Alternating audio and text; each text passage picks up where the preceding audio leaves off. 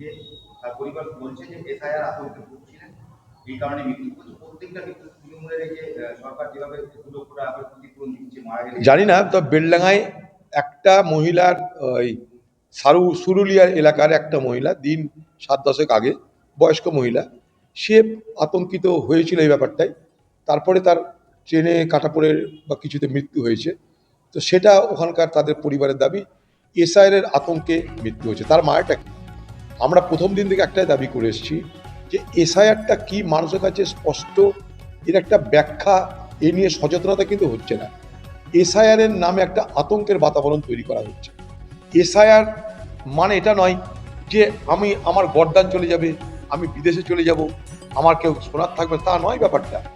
SIR এর জন্য যদি আমার ভোটার লিস্টের নাম নাও থাকে, তার মানে এটা নয় যে আমি এদেশে থাকতে পারবো না।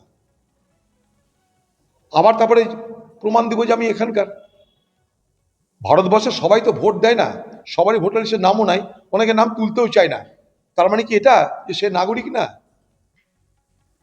অনেক কোটিপতি আছে, অনেক পয়সাওয়ালা আছে, অনেক মানুষ আছে পশ্চিমবঙ্গে, সারা ভারতবর্ষে, তারা কেউ ভোটই দিয়ে জানে করে কি তার মানে কি দেশের নাগরিক না?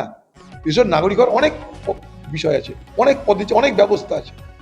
কারোর নাম কাটাও যায়, তার জন্যে হাইকোর্ট আছে, সুপ্রিম কোর্ট আছে, তার জন্যে ডিইও আছে, সিইসি আছে, অনেক কিছু আছে, অ্যাপিল করার অনেক জায়গা আছে। সব শেষ হওয়ার পরও 2টো বড় বড় অ্যাপিল করার জায়গা আছে।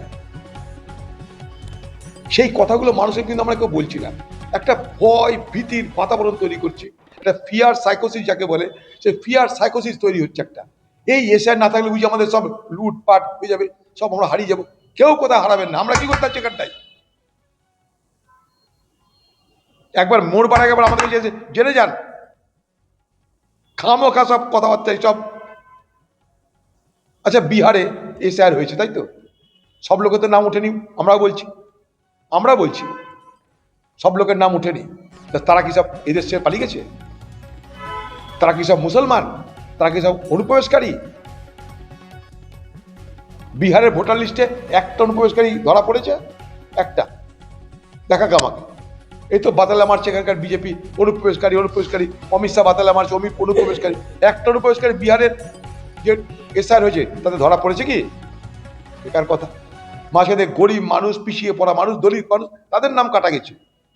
আগামী দিনের নাম উঠবে।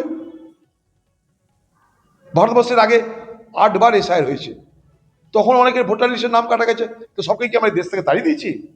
মানুষকে বোঝাতে হবে এগুলো। খামোখা লোকের মধ্যে একটা ভয় ভীতির বাতাবরণ তৈরি হয়েছে, আর পরিকল্পিতভাবে ভয় ভীতির বাতাবরণ তৈরি করাচ্ছে। পরিকল্পিতভাবে ভয় ভীতির বাতাবরণ তৈরি করছে শুধুমাত্র ভোট বলে, ভোটাতঙ্ক তৈরি করছে।